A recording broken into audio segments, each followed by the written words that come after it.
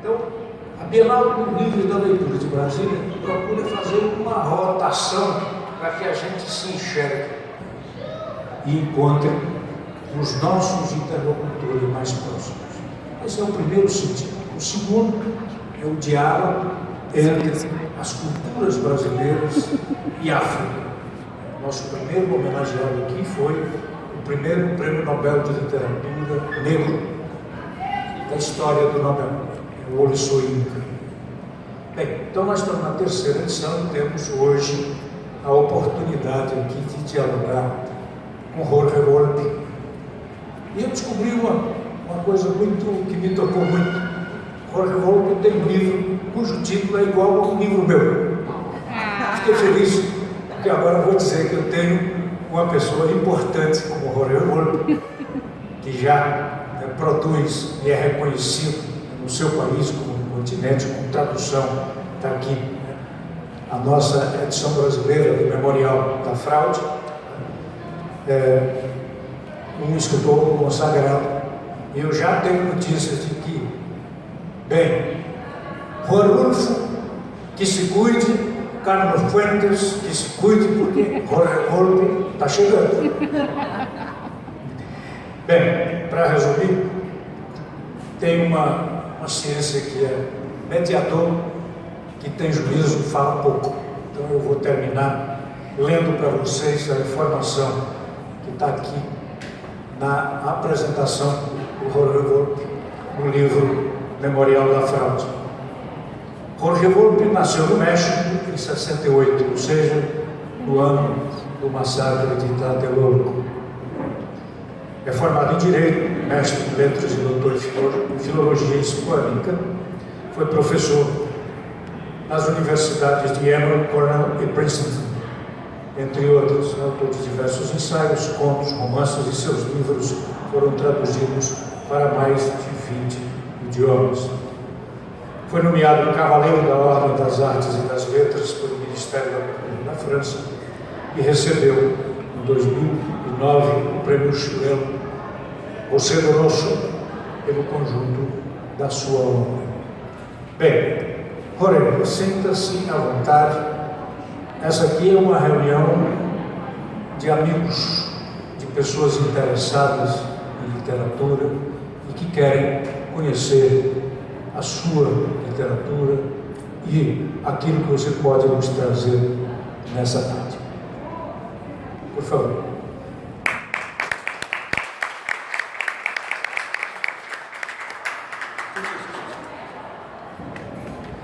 Boa tarde. Sou muito contente em Brasília. Eu estudei português há muitos anos e não me lembro de nada.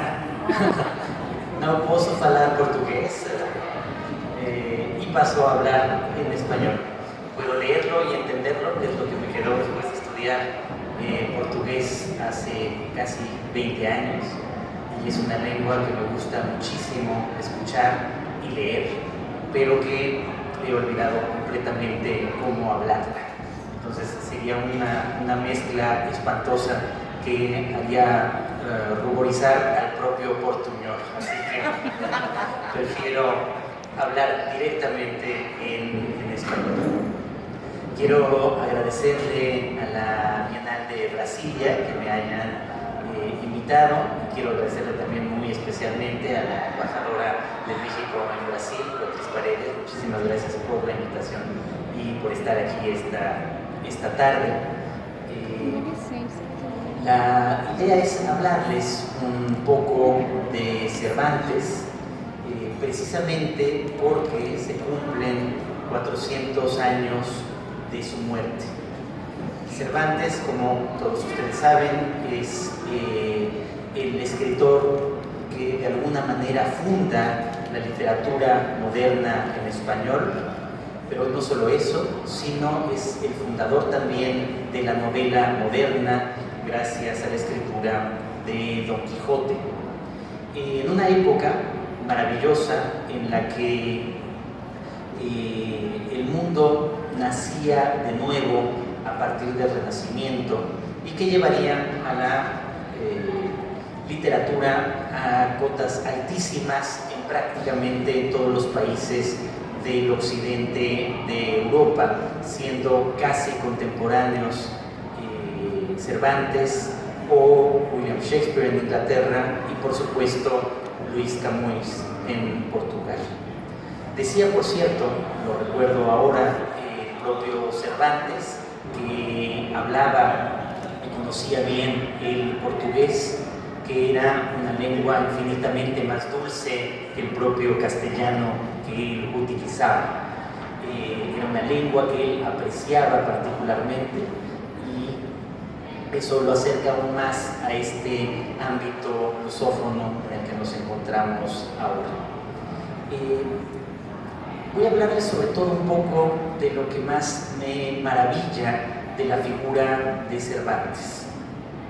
La forma como, sin que nada apuntara hacia ello, un hombre que para su época era ya muy mayor, prácticamente un anciano, fue capaz de trastocar por completo la literatura de su tiempo y dar vida a una obra que ni él mismo alcanzó a darse cuenta de su carácter revolucionario y de su misma grandeza.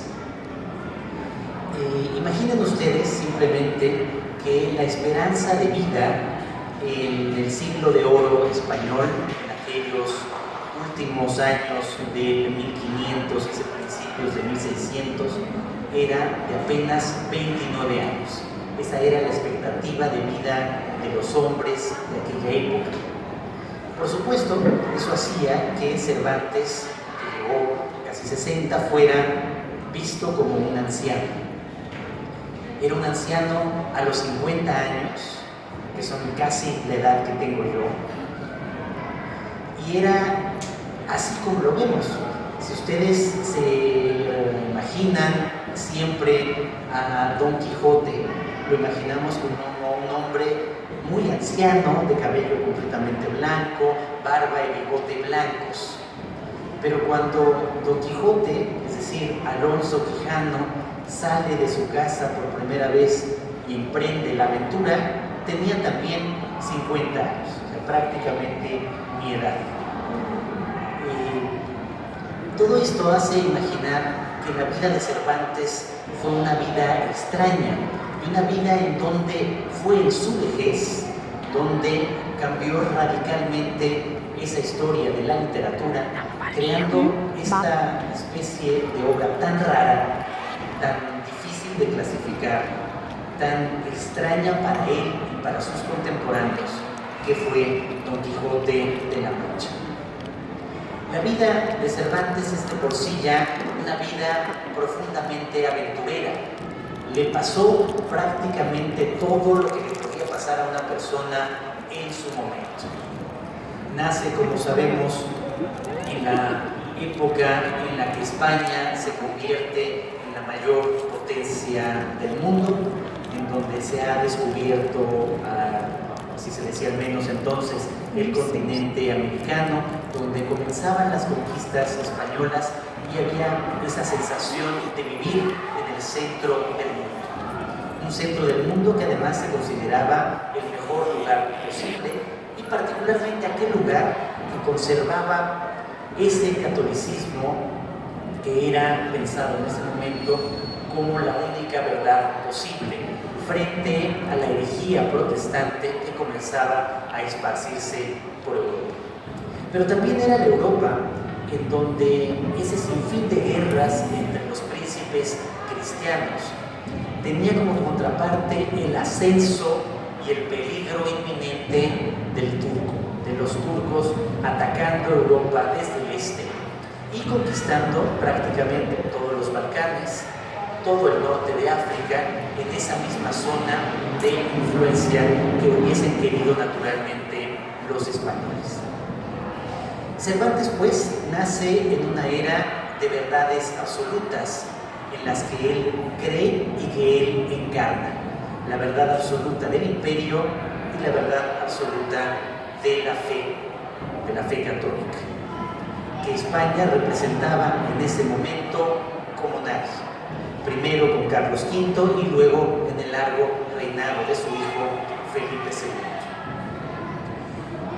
Cervantes pues inicia una vida en Alcalá, pero sin poder ir a la universidad, convirtiéndose desde el inicio en un lector voraz, en una época donde la lectura era un privilegio.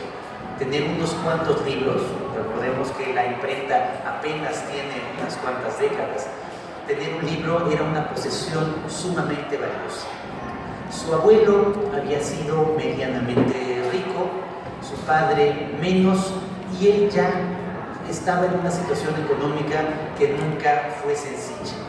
No era un potentado, no era un hombre rico, pero un hombre con una enorme iniciativa personal, un autodidacta, diríamos, en nuestros días, que desde muy pronto leía todo lo que llegaba a sus manos. Y en esa época de conocimiento humanista propio del Renacimiento, leerlo todo significaba no solamente las obras literarias de su tiempo, por supuesto los clásicos que estaban siendo redescubiertos y apreciados como nunca en su momento, pero también obras de filosofía, de medicina, de derecho, de filosofía, que modelaban justamente su educación literaria y su educación intelectual. Pero Cervantes no solamente se imaginaba a sí mismo como alguien que podría convertirse eventualmente en un poeta, que era lo primero que le interesaba, o posteriormente en un dramaturgo. También Cervantes, el Cervantes joven, era un hombre de acción. Un hombre que, siendo relativamente joven, decide también sumarse a esa gran empresa que representaba el imperio y la fe. Empresa que lo lleva a convertirse naturalmente en soldado a cargo, en arcabucero de su majestad el rey, en la lucha particularmente contra los turcos, contra el turco, como se decía en ese momento. Entonces, paralelamente a esta discusión que ya existía entonces, si dedicarse a las armas o a las letras, y qué cosa daría más gloria a quien se dedicase a una u otra, Cervantes en esa época juvenil opta por ambas.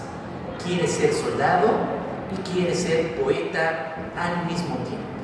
Comienza a redactar sus primeros versos, modelados en Garcilaso y los distintos poetas de esa época, pero también se convierte en este arcabucero que muy pronto será destinado a la flota que está armando Felipe II para combatir a los turcos, apoyados en una que ahora llamaríamos coalición internacional, no muy distinta quizás de la que en algún momento, quizá en la Primera Guerra del Golfo, se planteó en nuestro tiempo, una coalición de príncipes cristianos dispuestos a combatir a los infieles turcos, y en las que estaban desde luego también Venecia, Génova y otros países con más reticencia. Esta flota es la que surca el Mediterráneo hacia el oriente y la que finalmente, como se decía en esas épocas pasadas, se cubrirá de gloria, claro, desde la perspectiva cristiana, combatiendo a los turcos en la célebre batalla de Lepanto en las costas de Grecia.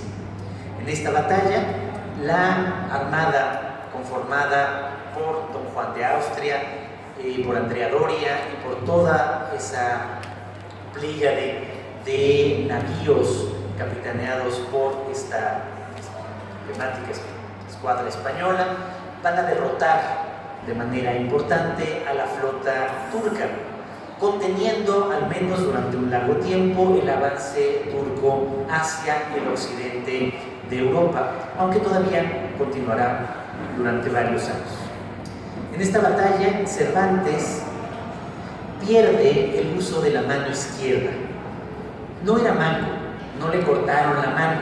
Entonces, cuando se le dice una y otra vez el manco de Lepanto, pues pobre, sí estuvo en Lepanto, pero no era exactamente manco.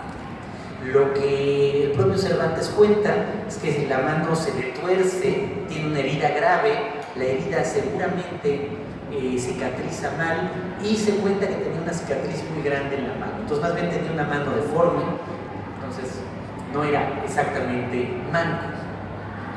Él a esa edad hubiese querido continuar con esta gesta de ser soldado al servicio del rey, pero esta deformidad de la mano, de la que tarda en curarse unos 8 meses, no le permite ya dedicarse a ello, sobre todo porque él era arcabucero. Los arcabuces eran los rifles de la época. Si creen que hablo muy rápido y no se entiende demasiado, me dicen para hacerlo más despacio, pero los rifles de la época eran muy difíciles de ensamblar. Se necesitaban las dos manos para armarlos, para poner la pólvora, para la pólvora llevarla hasta el fondo y luego finalmente disparar. Un hombre que ahora diríamos, en esa época decían lisiado, en la nuestra, que es políticamente incorrecto, diríamos un hombre con capacidades distintas, o sea, la capacidad de no mover la mano, lo hacía imposible. De tal manera que no tiene más remedio Cervantes que intentar regresar a España a buscar otra profesión. En ese regreso a España, Cervantes en esta carrera de soldado fue muy importante, incluso antes de Lepanto, su estancia durante varios años en Italia. En esa Italia convulsa, esa Italia que Carlos V había saqueado unos años antes de la ciudad de Roma, pero esa ciudad y esa vida cultural donde florecía la literatura, y él pudo leer, también leía, escribía y hablaba italiano, a los grandes escritores del momento. De regreso hacia España, en una de las barcas en las que va, Cervantes es capturado por piratas bereberes que se dedicaban en esa época a lo mismo que sufrimos en muchos países, al secuestro. Secuestraron a Cervantes y lo llevan a Argel, una guarnición turca en el norte de África. Aquí se convierte entonces Cervantes en prisionero durante varios años. Se dice que en la época, en la ciudad de Argel,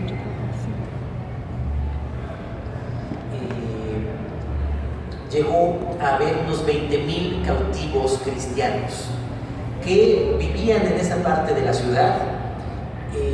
Los que se veía que eran importantes se pedía rescate a sus familias o a sus gobiernos, y los que no se enviaban como esclavos eventualmente a Constantinopla, a la sede del sultán. Cervantes era de una familia importante pero no rica, entonces reunir la cantidad de dinero que se necesitaba para que él pudiera escapar era muy difícil. Además fue capturado junto con su hermano Rodrigo, y él quería incluso que Rodrigo fuera liberado antes. En Argel, en esto que se conocían como los baños de Argel, que en realidad no eran baños en el sentido moderno, sino más bien cárceles, Cervantes intentó fugarse 4 veces. Incluso él encabezó los intentos de fuga esas 4 veces. Las 4 veces lo atraparon y nunca pudo huir de esta cautiverio, de este encierro.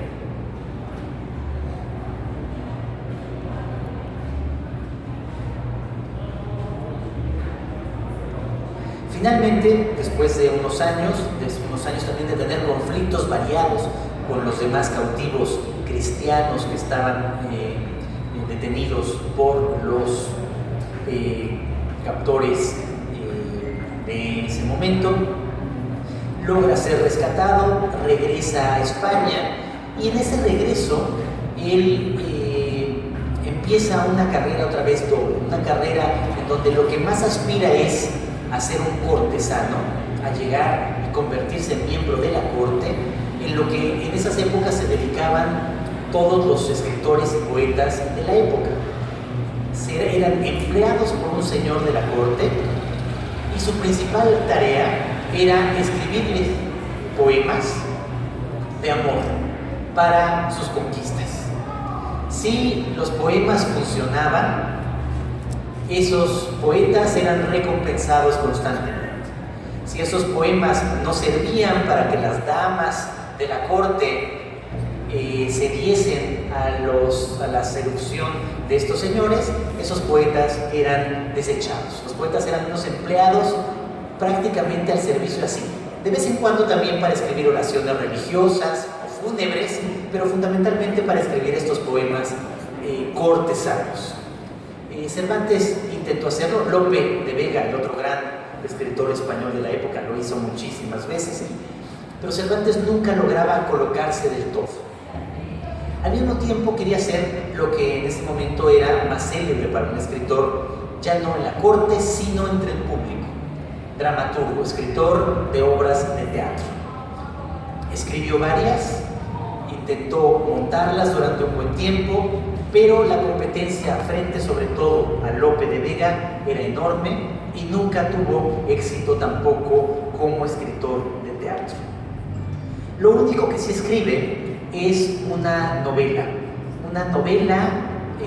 como se escribían las novelas de la época, una novela que se basaba sobre todo en las novelas bizantinas, novelas que eran novelas de aventuras o novelas pastoriles, en las que un grupo de gente hablaban de literatura, de arte, de filosofía en el campo. En este caso, Cervantes escribe esta obra que se llama La Galatea, y en La Galatea incluye a todos los poetas de su tiempo como personajes. Quienes leían La Galatea en su momento reconocían claramente quiénes eran esos poetas que iban apareciendo en el libro, y La Galatea tuvo mucho éxito. Era una novela pastoril, de pastores, una novela bucólica, pero en la cual en realidad los personajes eran cortesanos disfrazados de pastores para poder tener todas estas elucubraciones literarias. El libro tiene un éxito menor, pero que le da a Cervantes al menos una vida realmente de escritor. Y a partir de ahí, medra e intenta estrenar sus obras de teatro y estar al servicio de algún señor. Lo consigue en algún momento,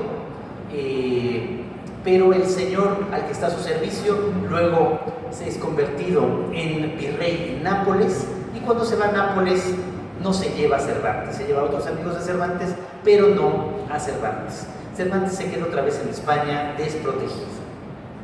Y empieza una larga época de sequía, una época en la que deja de escribir o escribe sin publicar nada, en la que no vuelve a aparecer en el ambiente literario de la época, en la que Cervantes se dedica a todas las profesiones posibles, pero sobre todo a ser recaudador de impuestos, una profesión que nunca ha sido muy bien querida por los ciudadanos. Y sobre todo en algún momento, cuando Felipe II decide que va a conquistar Inglaterra, Cervantes entra al servicio del rey para ir por toda Andalucía tratando de obtener de los campesinos andaluces aceite y trigo para que eran los materiales, los ingredientes con los que se hacían los bizcochos, los panes inmundos, secos, duros, que llevaban los marineros en sus barcos. Era el momento en el que Felipe II estaba creando la Armada Invencible, la armada que iría a Inglaterra a conquistar. Y la manera como Cervantes ayudaba a esta empresa era eso, yendo a cada pequeña finca, a cada pequeña hacienda, y por las buenas o por las malas, arrebatándole el trigo y el aceite a estos campesinos para hacer los bizcochos que terminarían en los barcos que irían a conquistar Inglaterra. Empresa que, como ustedes saben, terminó siendo un desastre porque una tormenta destruye a la mitad de la flota en el camino y luego los ingleses a la otra. Momento en el cual empieza normalmente lo que conocemos como la decadencia de España y el ascenso de Gran Bretaña con Isabel II como reina. Entonces, la vida de Cervantes en esta época es una vida un poco a salto de mata, yendo de aquí para allá, por toda España, recorriendo esas ventas, esas hosterías que había en el camino, encontrándose personajes raros y excéntricos por los caminos, y al mismo tiempo tratando de tener todavía algo de vida literaria que nadie le prestaba atención. Entonces, imagínense que pasan más de 10 años en los que Cervantes no publica nada, no aparece en ningún lado. Es un hombre que tiene ya cerca de 40 años y publicó la Galatea 10 años atrás, nadie se acuerda de ella. Y de pronto, bueno, en su vida sentimental, que también es muy rara, de joven tuvo un amorío con una mujer muy joven pero casada, con la que tuvo una hija, Isabel. Esa hija le dio problemas hasta el final de su vida, una relación muy complicada, sobre todo porque parece que Isabel era muy ambiciosa y le quería quedar con todo el dinero posible que tenía el pobre Cervantes. Y después de eso se casa con Catalina, una historia que parece apacible simplemente porque no tenemos noticia de que haya habido divorcios, conflictos o líos de bienes, que en esa época entre marido y mujer siempre había muchísimos. En cualquier caso, este hombre llega casi a los 50 años, más o menos a la edad que tengo yo,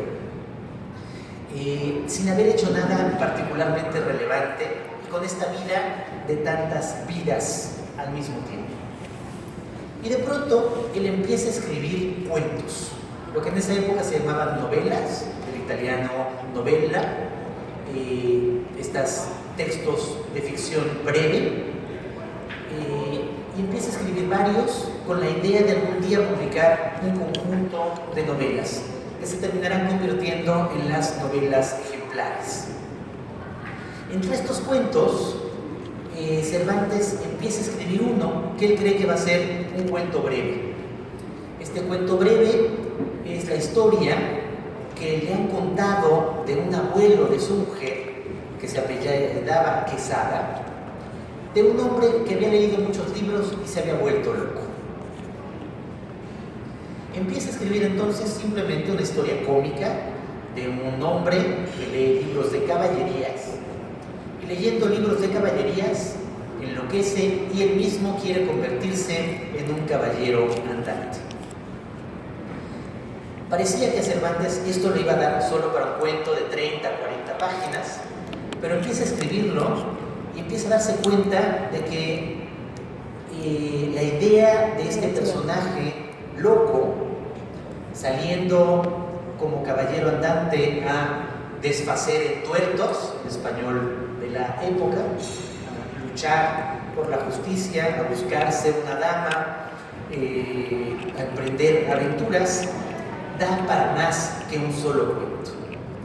Quizás el mayor descubrimiento inicial de Cervantes, que yo creo que a él mismo debió sorprenderlo, es que de pronto se da cuenta de que este loco no está tan loco, o de que este loco tiene a la vez momentos de gran cordura.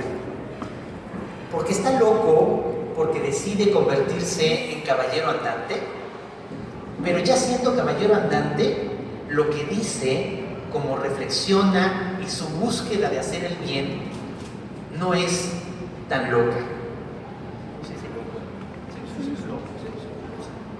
No está tan loco, es un loco cuerdo y un cuerdo loco.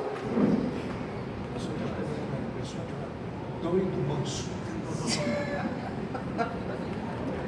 Você traduzca isso. Somente traduza isso. Traduza, meu. Traduza isso, por favor.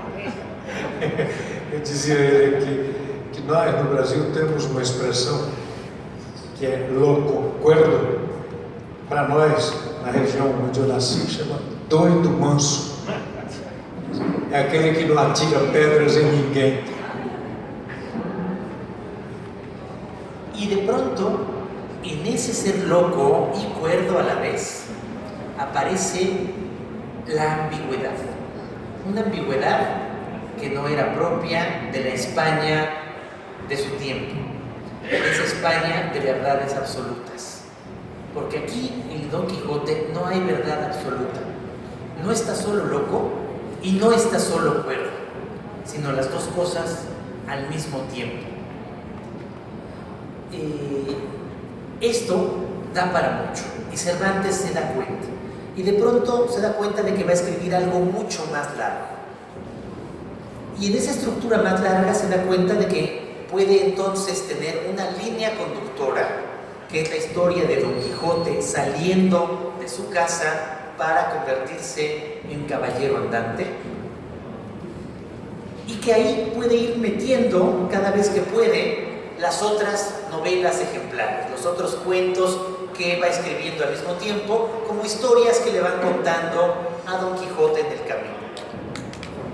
Entonces de pronto esto ya es una cosa más rara, ya no es solamente un cuento, sino un cuento mucho más largo, así que le da una estructura en donde van apareciendo pequeñas historias mezcladas. Y luego Cervantes se le ocurre otra cosa, que otra vez es un chiste, una brincadeira, ¿no? Una broma, que es que el libro no lo escribe él, Cervantes, sino el libro Cervantes lo encuentra, y en realidad es un libro escrito en árabe, y como está escrito en árabe se le ocurre entonces encontrarle un autor en árabe, pero también un traductor que le pueda traducir del árabe esta crónica de este personaje como si realmente hubiera existido. Y luego se le ocurre que además de eso, en otros momentos se encuentra en otros lados, sobre todo en un cajón, otros manuscritos que cuentan otros pasajes de la vida del mismo Don Quijote, y de pronto la vida de Don Quijote ya ni siquiera es unívoca, sola, sino una vida de la que hay versiones distintas, como en la realidad, verdades contrastantes, verdades que son tan verdades una como otra, no verdades absolutas como las que Cervantes creía, como casi todos los hombres de su tiempo. Finalmente publica Cervantes este libro raro. Hay que pensar que antes de este libro, el único otro que existe, o los únicos otros que existen levemente parecidos, son la novela picaresca.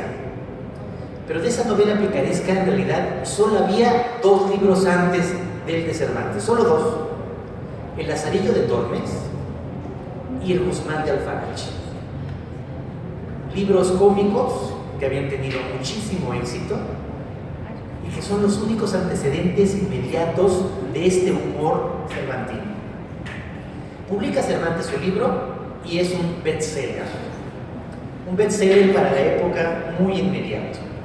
Pero un bestseller de literatura fácil, de literatura sencilla, de literatura para divertir